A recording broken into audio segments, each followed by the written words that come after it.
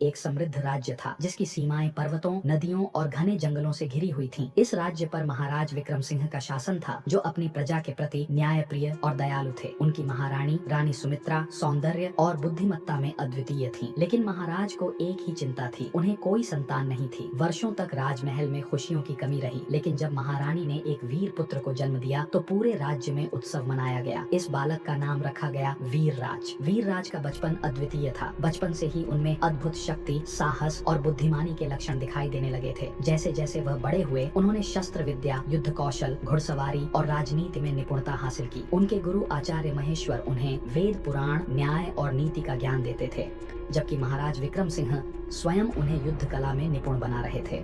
एक दिन जब वीरराज केवल 15 वर्ष के थे, उन्हें अपने साहस का परिचय देने का पहला अवसर मिला। राज्य की सीमाओं के पास दस्यु समूह डाकुओं का आतंक बढ़ गया था। ग्रामीण भयभीत थे और सेना को भी बार बार परेशानियों का सामना करना पड़ रहा था।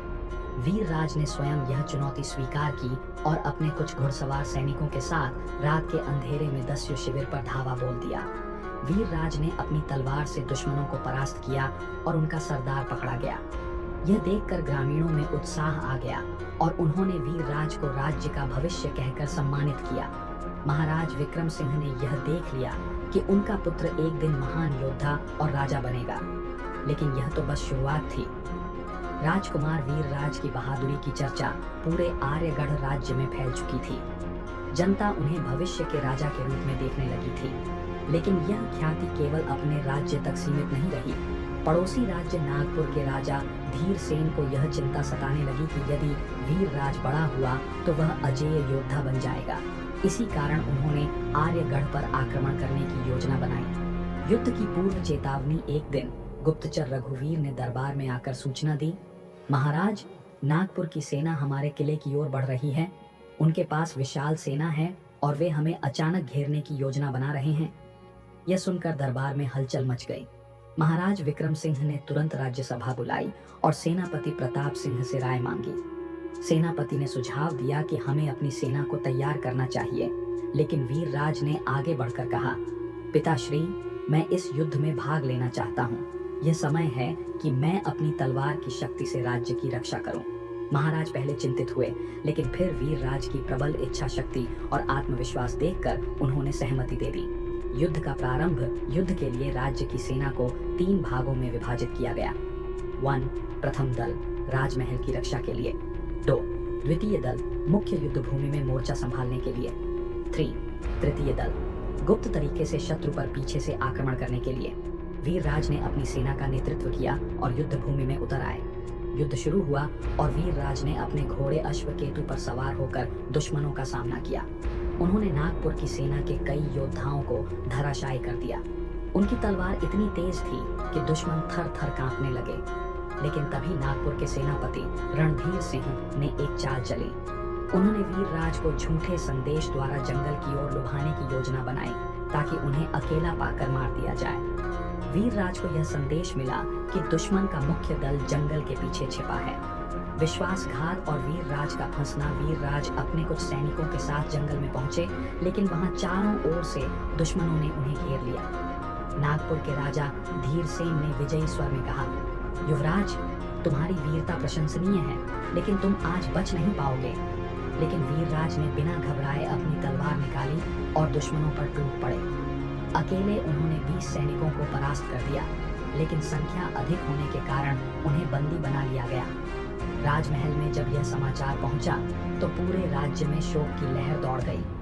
महाराज विक्रम सिंह ने प्रतिज्ञा ली, जब तक वीरराज को मुक्त नहीं करा लूंगा तब तक चैन से नहीं बैठूंगा। वीरराज को नागपुर के सैनिकों ने बंदी बना लिया और राजा धीरसेन के किले में ले जाया गया। वहां उन्हें एक गहरे कालकोठरी दुर्गम कारागार में डाल दिया गया, जहां न कोई खिड़की थी न ही भागने का कोई रास्ता। राजा धीरसेन विजयी महसूस कर रहे थे, लेकिन वीरराज की आंखों में न तो भय था और न ही हार मानने का भाव। राजा धीरसेन ने वीरराज को दरबार में बुलवाया और कहा, युवराज, तुम में अद्भुत वीरता है। यदि तुम मेरी सेना के सेनापति बन जाओ तो मैं तुम्हें मुक्त कर दूंगा और तुम्हें असीम धन और सम्मान दूंगा। वीरराज ने मुस्कुराकर उत्तर दिया, राजा धीरसेन, मैं आर्यगढ़ का राजकुमार हूँ। मेरे लिए धन और सम्मान से अधिक महत्वपूर्ण है मेरी मातृभूमि। मैं अपनी धरती की रक्षा के लिए प्राण भी दे सकता हूँ, पर तुम्हारी गुलामी कभी स्वीकार नहीं करूंगा। यह उत्तर सुनकर राजा धीरसेन क्रोधित हो गया और उसने आदेश दिया, इस अड़ियल राजकुमार को अंधेरे काल कोठरी में डाल दो और पहरे को दोगुना कर दो, ये यहाँ से भाग न सके। काल कोठरी में वीरराज ने अपने चारों ओर देखा। दीवारें मजबूत थीं, लेकिन वहां एक पुराना दरवाजा था जो थोड़ा कमजोर लग रहा था। उन्होंने ध्यान दिया कि पहरेदारों के पहरों में बदलाव रात के तीसरे प्रहर आधी रात को होता था।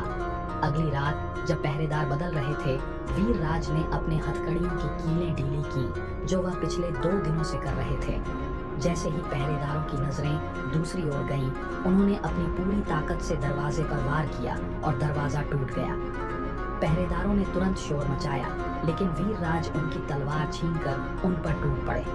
वीरराज ने पहरेदारों को परास्त किया और किले से भाग निकले, लेकिन बाहर पूरा किला सैनिकों से भरा था।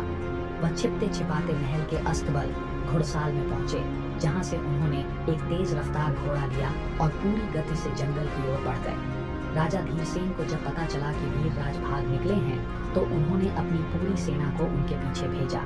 वीरराज जंगल के घने अंधकार में तेजी से बढ़ रहे थे, लेकिन तभी एक तीर उनकी ओर बढ़ा। उन्होंने तुरंत घोड़े की लगाम खींची और एक तरफ झुककर तीर को चकमा दे दिया। पीछे मुड़कर देखा तो नागपुर के सैनिक घोड़ों पर उनका पीछा कर रहे थे। वीरराज ने अपनी तलवार निकाली और सीधे घोड़े को गहरी खाई की ओर मोड़ दिया। नागपुर के सैनिक सोच रहे थे कि वीरराज खाई पार नहीं कर पाएंगे, लेकिन वीरराज ने अपने घोड़े अश्वकेतु को पूरी ताकत से उछाला और खाई के पार कूद गए। उनके पीछे आ रहे सैनिक वहीं रुक गए, क्योंकि उनके घोड़े इतनी ऊंची छलांग नहीं लगा सकते थे। इसका लाभ उठाकर वीरराज ने तेजी से आर्यगढ़ की ओर प्रस्थान किया। जैसे ही वह राज्य की सीमा पर पहुंचे, वहां पहले से उनकी सेना तैयार खड़ी थी। राजगुरु और सेनापति प्रताप सिंह ने उन्हें देखा और खुशी से जय घोष किया। युवराज वापस आ गए हैं। वीरराज ने तुरंत सेना को संगठित किया और कहा, अब हम पर शत्रु ने जो आक्रमण किया है उसका उत्तर देना होगा। यह युद्ध आर्यगढ़ की रक्षा के लिए होगा। महाराज विक्रम सिंह स्वयं इस युद्ध का नेतृत्व करने के लिए तैयार हो गए। वीरराज ने युद्ध की रणनीति बनाई। पहला दल दुश्मन को सीधी टक्कर देगा, दूसरा दल किले के पीछे से हमला करेगा, तीसरा दल गुप्त रूप से दुश्मनों के रसद भंडार को नष्ट करेगा। युद्ध भूमि में आर्यगढ़ और नागपुर की सेनाएं आमने सामने आ गईं। राजा धीरसेन को विश्वास था कि उनकी विशाल सेना आसानी से जीत जाएगी, लेकिन वह वीरराज की युद्ध नीति और साहस को नहीं समझ पाए थे। वीरराज और धीरसेन का आमना सामना युद्ध के बीच वीरराज सीधे राजा धीरसेन की ओर बढ़े। दोनों सेनाओं के मध्य आमने सामने आकर धीरसेन ने वीरराज से कहा,